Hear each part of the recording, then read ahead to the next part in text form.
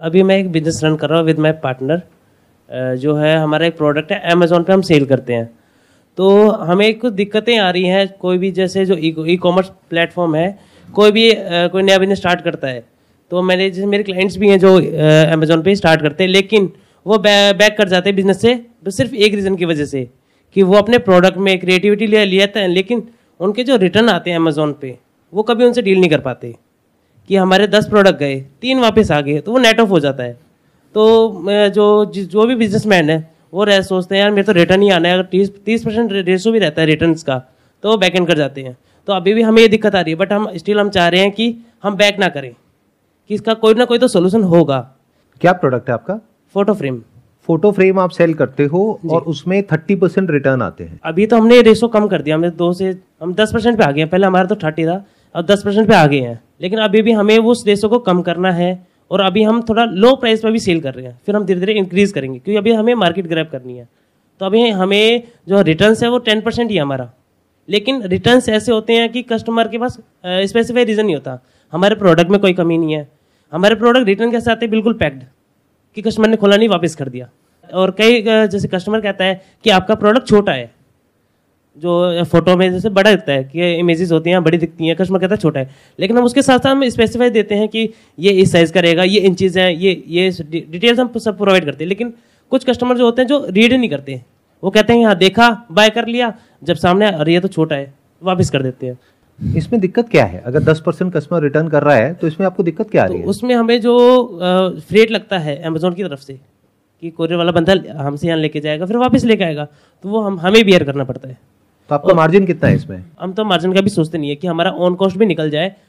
तो अभी हम लो कॉस्ट पे हम सेल कर रहे हैं। जब एक मार्केट ग्रैब कर लेंगे कि मंथली सेल 2 लाख 3 लाख हो रही है, देन हम सोचेंगे मार्जिन के बारे में। अभी कितनी सेल हो रही है आपकी मंथली? अभी मंथली सेल जैसे लास्ट मंथ ही मेरी 25 के 25,000 की हुई है। अभी आप रिसेंटली आए हो मार्केट प्लेस? 3 मंथ्स हो गए मेरे को, 3 महीने हो गए। तो अभी आपकी 25,000 की सेल शुरू हो गई है जी। तो आप ये फोटो फ्रेम कितने का खरीदते हो और कितने का बेचते हो? ये फोटो फ्रेम हमारा 250 का पड़ता है, प्लस पैकेजिंग लगे 300 का हो जाता है। तो 300 में हमारा पैकेज रेडी टू डिलीवर हो जाता है। उसको हम सेल करते हैं 600 का, जिसमें हम अमेजोन का कमीशन ये सब आते हैं। तो उसमें हमारा जो मार्जिन रहता है, अगर मेरा एक प्रोडक्ट सेल करता हूँ तो मुझे 50 रुपीज़ बचते हैं एक प्रोडक्ट पे। आप ना गलत जगह पर फोकस कर रहे हो। आप अभी फोकस कर रहे हो रिटर्न के ऊपर। रिटर्न तो it's part of the business. बिल्कुल ऐसा है कि जब कोई गाड़ी चलेगी तो उसकी गाड़ी में अगर टायर है तो टायर तो पंचर होगा। अब आप कह रहे हो कि टायर पंचर नहीं होना चाहिए जी, तो आप गलत ट्रैक पर निकल गए हो, या गाड़ी कभी खराब ही ना हो। ऐसा तो हो ही नहीं सकता जी। 10 में से एक आध गाड़ी तो खराब होगी। हाँ जी, उसमें कोई ना कोई दिक्कत तो आएगी, गाड़ी चलेगी तो खराब होगी जी।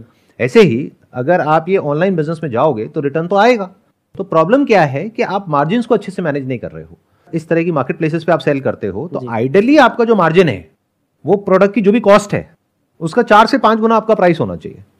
उसमें सारा कुछ फैक्टर इन हो जाता है। अब आप क्या गड़बड़ कर रहे हो, पीछे से 300 का खरीद रहे हो जी, आगे 600 का बेच रहे हो जी। तो ये बिजनेस मॉडल कभी सक्सेसफुल हो ही नहीं सकता। आपको करना क्या है, अपनी इस कॉस्ट को डाउन लाना है या प्राइस को ऊपर पुश करना है। इन दोनों में से एक काम को करना है। रिटर्न की टेंशन नहीं लेनी है जी। Return is part of that game. Basically देखो प्रॉब्लम पता है क्या होती है, मैं आपको बताता हूं कि ज्यादातर एंटरप्रेन्योर्स के साथ में जो मैंने नोट किया है, हम ऐसी जगह पर फोकस कर रहे होते हैं जहां पर फोकस करना जरूरी ही नहीं होता है। बिजनेस में 2 जगह होती है जो सबसे इंपॉर्टेंट होती है। एक होती है कॉस्ट, जितने में आप एक्वायर कर रहे हो। दूसरा होता है जो आपका सेलिंग प्राइस है। सेलिंग प्राइस आपको मैक्सिमाइज करना होता है जहां तक जा करके सेल इफेक्ट नहीं होती है, यानी वॉल्यूम इतनी नहीं गिरती है, तो वहां तक आप प्राइस बढ़ा सकते हो। और कॉस्ट आपको देखना है आप कितनी ऑप्टिमाइज कर सकते हो। अगर उस प्रोडक्ट में आपको मार्जिन नहीं मिल रहा है कोई और प्रोडक्ट कर लो। फोटो फ्रेम मतलब क्या, मतलब एक तरह का नहीं होता है जी, हजारों तरह के होते हैं। किसी में मार्जिन ज्यादा है, किसी में कम है, किसी में कंपटीशन ज्यादा है, किसी में कम है जी। जिस मार्केट में आप ऑपरेट कर रहे हो, जहां पर आप ऑपरेट कर रहे हो, जिस तरह के प्रोडक्ट को आप सेल कर रहे हो, आप कोई ब्रांडेड को तो सेल कर नहीं रहे हो। नहीं, वैसे ही ओपन एक प्रोडक्ट है जो आपने लिया कहीं से और ला करके उसको बेच दिया जी, तो वहां पे तो रिटर्न आना ही है। तो मुझे उस पर फोकस नहीं करना है, उस पे तो फोकस करना ही नहीं है, कोई सेंस ही नहीं है उस पे फोकस करने का। मतलब जितना करना था आप ऑलरेडी कर चुके हो जी। 30% रिटर्न था, उसको आप 10% पे ले आए हो। हाँ जी। अब फोकस यहां करना है, जो आप बात कर रहे हो ना कि मेरे को मार्केट बनानी है, मेरे को ये करना है, मेरे को वो करना है। एक्चुअल में क्या करना है वो मैं आपको बता देता हूं। आपको अच्छे रिव्यूज चाहिए जी, और रिव्यूज की जो ओवरऑल रेटिंग है वो अच्छी चाहिए। ये राइट। बस आपको सिर्फ इतना ही चाहिए अभी इस स्टेज में। अगर ये हो जाता है जी, तो आपका काम हो जाता है, और जितनी जल्दी हो जाता है उतना अच्छा है। तो इसको और फटाफट करने के लिए प्राइस को अभी फॉर अ टाइम बीइंग आप और भी अगर गिरा सकते हो तो गिरा दो, ठीक है, और फटाफट से अच्छे रिव्यूज ले लो। और अच्छे रिव्यूज लेने के लिए, या रिव्यूज लेने के लिए भी कोई ना कोई इंसेंटिव या कुछ ना कुछ देना पड़ता है कस्टमर, राइट, तभी वो रिव्यू देगा। नहीं तो पता लगेगा 50 में से 1-2 लोग रिव्यू दे रहे हैं। राइट। तो अभी फिलहाल आपको रिव्यूज चाहिए, ओके, बस यही एक गोल होना चाहिए। अच्छे रिव्यूज चाहिए, ज्यादा से ज्यादा चाहिए। रिटर्न हो जाए कोई बात नहीं, बट जिसने रिटर्न किया वो नेगेटिव रिव्यू ना कर दे। Right sir, that is important. That is good. Return is not important, जी, रिव्यू इज इंपॉर्टेंट। और रिव्यू कितनी जल्दी ले सकते हो दैट इज इंपॉर्टेंट। देखो, ध्यान से सुनो, ध्यान से समझो। आई एम नॉट श्योर ये बात आप लोग समझ पाओगे या नहीं समझ पाओगे। हम लोग कभी भी ना जब कोई काम करते हैं ना तो सारी कैलकुलेशन कर लेते हैं, लेकिन जो असली कैलकुलेशन है वो कभी भी नहीं करते हैं। अगर आप ये बिजनेस ना करो, आज कहीं पर जॉब करो, तो कुछ तो अमाउंट मिलेगा ना। Right sir. कितना मिलेगा? For example 40K। 40,000 रुपए जी, प्लस आप कह रहे हो आपके कोई पार्टनर भी है, जी, उनका भी मान लेते हैं 40-50 हजार रुपए। तो लाख रुपए महीना जी, आपकी कॉस्ट है इस बिजनेस को करने की, और असली कॉस्ट वो है। जी, आप कॉस्ट किसको लगा रहे हो? जो 10% रिटर्न आ रहा है उस पर सारा का सारा आपका फोकस है। ओके, 10% रिटर्न का मतलब क्या है कि 25,000 की आपकी सेल हो रही है महीने की, जी, उसमें 2,500 का रिटर्न आ गया, जी, आपका सारा ध्यान 2,500 के ऊपर है। जबकि उस 2,500 में एक्चुअल में जो आपकी कॉस्ट लगी वो फ्रेट की लगी, यानी कि Right. कोरियर की लगी, Courier पैकेजिंग की की, लगी। yeah. जो प्रोडक्ट है वो तो वापस काम आ जाएगा। जी, जी, तो आपकी कॉस्ट लगी कितनी? 500-700 रुपए, 1,000 रुपए। जी, आपका ध्यान है मैं इस 1,000 रुपए को बचा लूं, मुझे 1,000 रुपए का नुकसान हो रहा है। एक्चुअल में जो आपका नुकसान हो रहा है वो तो आपको दिख ही नहीं रहा है। वो क्या है? लाख रुपए महीना। जी, और ये जो लाख रुपए महीने का नुकसान है, अगर आपको 1 साल तक होता है तो आपको 12 लाख का नुकसान हो गया है। Right sir. चाहे रिटर्न को आपने थोड़ा बहुत कम ज्यादा भी कर लिया, उससे कोई फर्क नहीं पड़ता है। आपको क्या चाहिए कि इस बिजनेस में 1 साल बर्बाद ना हो, 1 महीने के अंदर या 2 महीने के अंदर वो हो जाए जो आप चाहते हो। यानी क्या? रिव्यू आ जाए। रिव्यू आएंगे जब बढ़िया से, तो आप ऐड करके ऊपर अगर अपनी ऐड को प्लेस करोगे तो उस पर अगर रिव्यूज अच्छे होंगे तो कन्वर्जन होने के चांसेस बढ़ जाएंगे। तो इस काम को जल्दी करना है। रिटर्न अगर 20-30% भी आ जाए लेकिन रिव्यू नेगेटिव नहीं आ रहे, उसकी वजह से क्या फर्क पड़ता है? ओके, आपका तो cost of doing business is 1 lakh rupees per month. उसको क्यों नहीं देखते हो? जी, देखो, ध्यान से समझो, बिजनेस की ना स्टेजेस होती है। इस पॉइंट पे समझना होता है कि इस टाइम पे इस बिजनेस में सबसे इंपॉर्टेंट क्या है। आपको अगर नेक्स्ट स्टेप पे जाना है तो आपको अच्छे रिव्यूज चाहिए। वो कब आएंगे? जब जो फोटोग्राफ्स हैं वो प्रोडक्ट से जितनी हो सके मैच होगी, इंफॉर्मेशन पूरी डिटेल में होगी, राइट, और जो दिख रहा होगा वैसा ही कस्टमर को मिल रहा होगा। उसमें कहीं कोई गड़बड़ होगी तो नेगेटिव रिव्यू आने के चांसेस हैं। तो अभी आपके माइंड में सिर्फ एक ही चीज घूमनी चाहिए, review. Review, right, that to maximum number of reviews in least possible time, क्योंकि आपका लाख रुपए महीना जा रहा है वहां पर। Right sir.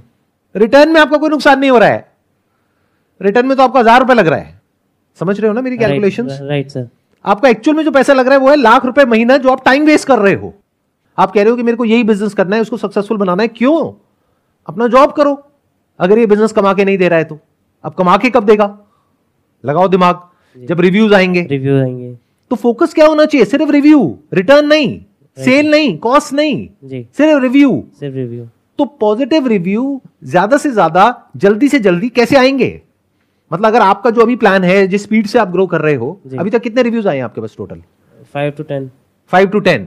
तो अगर इसको 100 करना है, 200 करना है, 500 करना है तो कैसे होगा? हमें कस्टमर से रिक्वेस्ट करनी पड़ती है, रिक्वेस्ट डलती है। कुछ कस्टमर करते हैं, रिव्यू भी देते हैं, लेकिन कुछ हमें सेल्फ ऑर्डर भी करने पड़ते हैं। हम सेल्फ ऑर्डर करें, फिर हम रिव्यू डालें। क्या मेरे ब्रदर हैं, उन्होंने राजस्थान में रहते हैं, उन्होंने राजस्थान से ऑर्डर किया, हमने उनसे रिव्यू डलवा दिया, तो ऐसे विजिबिलिटी बढ़ती है। पर इसमें हम रिस्क नहीं लेते, हम चाहते हैं कस्टमर ही हमें रिव्यू करे। कस्टमर आपको क्यों रिव्यू देगा? उसके पास तो टाइम ही नहीं है। आप अपने ऊपर रख करके देखो, किसी भी प्रोडक्ट का आप रिव्यू देते हो या नहीं देते हो? क्यों देते हो? या तो जब गुस्सा आता है तब देते हो, जी सर, कि बेवकूफ बना दिया, इसको छोड़ूंगा नहीं, तब देते हो। अगर आपको प्रोडक्ट अच्छा लगता है तो क्या रिव्यू देते हो, या उस प्रोडक्ट को यूज करते हो? यूज करते हैं। तो रिव्यू आप दोगे जब आपको लालच मिलेगा। तो अगर आप ये कहोगे कि ये प्रोडक्ट आपको मिल गया है, साथ में मान लो आप ये जो फोटो फ्रेम दे रहे हो, विद फोटो दे रहे हो, राइट? राइट। तो उसमें फोटोग्राफ्स किसकी होती है? भगवान जी की, गॉड, भगवान की फोटोज होती है, राइट। तो अगर मान लो आपने एक भगवान की फोटो विद फोटो फ्रेम किसी को दी 600 रुपए में, अब आप कहते हो कि अगर आप ये रिव्यू हमको देते हो तो साथ में आपको ये वाली फोटो भी मिल जाएगी फ्री ऑफ कॉस्ट, तो क्या वो रिव्यू देगा या नहीं देगा? देगा सर। और अगर आप कहोगे कि अगर आपने रिव्यू दिया, अब यहाँ पे कुछ चीजें जो आप कह रहे हो, कुछ चीजें जो नहीं कह रहे हो, आप ये कह रहे हो कि आप यहाँ पे जाकर के रिव्यू कर दो जी, और हम आपको ये फोटो फ्रेम भेजेंगे आपके घर पे। अब मुझे नहीं पता कि ये जो टर्म्स एंड कंडीशंस है मार्केट प्लेस की उसके हिसाब से सही है या नहीं है, that I don't know. I am just assuming without getting into the nitty-gritties कि अगर ऐसा कर सकते हैं और ऐसा आप करते हो, और कस्टमर को आप क्या कह रहे हो कि अगर आप रिव्यू देते हो तो आपको ये और मिल जाएगा साथ में, तो इसके दो मतलब हो गए। एक कि आप रिटर्न नहीं करोगे क्योंकि वो चीज जो आपको मिलेगी वो 15 दिन बाद मिलेगी। दूसरा, रिव्यू पॉजिटिव होना चाहिए, या बोल नहीं रहे जी, लेकिन ऑब्वियस है ना जी, कुछ चीजें हैं जो बोली जाती हैं, कुछ है जो नहीं बोली जाती हैं, या बोल नहीं रहे कस्टमर को कि आपको पॉजिटिव रिव्यू देना है। आप बोल रहे हो आपको सिर्फ रिव्यू देना है, आपको ऑनेस्ट रिव्यू देना है। जैसे ये रिटर्न पीरियड खत्म हो जाएगा यानी कि 15 दिन का, तो हम आपको एक और फोटो फ्रेम जो कि सेम नहीं है, उससे मिलता जुलता है, ये वाला आपको फ्री ऑफ कॉस्ट भेज देंगे अगर आप रिव्यू करते हो तो वो कस्टमर पॉजिटिव रिव्यू करेगा, नेगेटिव क्यों करेगा? नेगेटिव नहीं करेगा, नहीं तो वो नहीं मिलेगा उसको जी, ठीक है, नंबर 1।